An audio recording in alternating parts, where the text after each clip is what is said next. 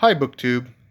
Tonight I'm going to draw comparisons between George Orwell's 1984 and Robert Harris's Fatherland. These are different books, but also very, very similar books. And I am going to make the argument that Robert Harris clearly drew inspiration from 1984. He got many of his ideas from this book that he put into Fatherland, in addition to his pondering the question of what would it look like had Germany won World War II. Now, a lot can be said about a lot can be said about Fatherland and 1984. I'm not going to get into the details of each book. I'm not going to get into all the stuff that people have talked about these books in other reviews. I'm going to remain laser focused on drawing the comparisons and clearly showing at you guys the evidence that Robert Harris took most of his ideas from 1984, from George Orwell. So, I'm going to read them out to you. So I'm going to keep looking at my notes here as I hold the camera to these two books. All right, let's begin. So, both have totalitarian societies fighting an endless or eternal war, and being in a constant state of war takes away people's personal freedoms, emergency powers. There's no time for debate. There's no time for a better quality of life. It's always in a state of emergency, a state of struggle and survival. That's how totalitarian regimes survive. So, in the case of Fatherland, it is an eternal war with Russia. Germany is at constant state of war with Russia. In the case of 1984, it's of course flipping alliances between Eurasia and East Asia all the time, fighting an endless war. That's how North Korea survives till this day. It is always in a constant state of paranoia and emergency, fighting the South, fighting the imperialists. So that's the first similarity. But we're not done yet. Both protagonists are nonconformist government workers. Xavier March is a SS policeman, and Winston Smith, I believe his name is Smith, yes, is a propagandist working for the Ministry of Truth. So both are non-conforming government workers who eventually rebel against the system, who ask questions as to, is this all there is to life? Living this miserable existence, and which eventually leads them to rebel against the party. Sorry there, the camera blurred for a moment there. Both protagonists have been under surveillance prior to the beginning of each book.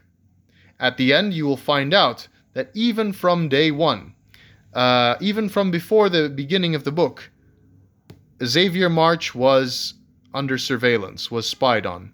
Winston Smith was under surveillance, was spied on. Even before the book, it is revealed they've always been watched. So, that's interesting. So what I have to say about that is they were eventually going to be, because of their nonconformist nature, both were eventually going to be caught by the authorities. There was no escape. Even if they had tried as best they could to stay out of trouble, the best they could do was buy maybe another year, buy a little bit more time, had they not gone on the paths they had taken in the books. They might have bought a little bit more time, but they would still have been caught eventually. So that's another similarity. But I'm still not done yet. I will show you more. I'll tell you more. Both protagonists find a nonconformist love interest. And both are divorcees. Both have been divorced. Um, in the case of Xavier March, he finds a American journalist named Charlie, and Winston finds Julia, and both have a rebellious streak about them, rebellious nonconformist streak. So, I wouldn't say opposites attract, but both nonconformists attract nonconformists. Anyway, still not done. Both protagonists search and uncover the true nature of their society through a document. So, spoiler alert for this one. Xavier March finds documents that reveal the truth about the Holocaust. Winston Smith is given a book by what's his name? There was one inner party worker who gives him this book written by a guy called Goldstein, which reveals the nature of their world. So they find the truth about the reality they're living in through a document. Eventually. There's still more. Both protagonists endure torture. Xavier March is tortured after he is eventually he's captured, after he's betrayed by his son, which comes to my next point, by the way. Both books feature a child betraying their parent to the authorities. In the case of 1984, however, it's not Winston's son, it's one of his colleagues' children who betrays their father. So, there is another similarity. Now, it's worth mentioning also that while Fatherland is an alternate history, George Orwell was pessimistic of victory during World War II, and his ideas are expressed in 1984. So, George Orwell was pessimistic, which meant he had serious doubts that the Allies would win in World War II. But when they won, it didn't mean that he was wrong, it just meant that the totalitarian society he envisioned was not going to happen in the immediate future, and hence he wrote 1984. But his ideas were formulated during World War II. And of course, Robert Harris is looking back at World War II as a turning point in history. But yeah, so even though this is a alternate history and this is a dystopia retroactively turned into an alternate history, it is worth mentioning that the ideas Orwell's ideas formed were brought together during World War II. Now, both books are similarly structured. And what I mean by that is each of them have parts. This one is written in 7 parts for 7 days, and chapters within the parts. Chapter 1, 2, 3, 4, 5, etc. within part 1, for example. So, parts and chapters. Both books are structured the same way, except I believe Orwell's is only 3 parts. I could be wrong there, unless, of course, you count the appendix. But anyway, there you go. That's another similarity. Both books are structured the same.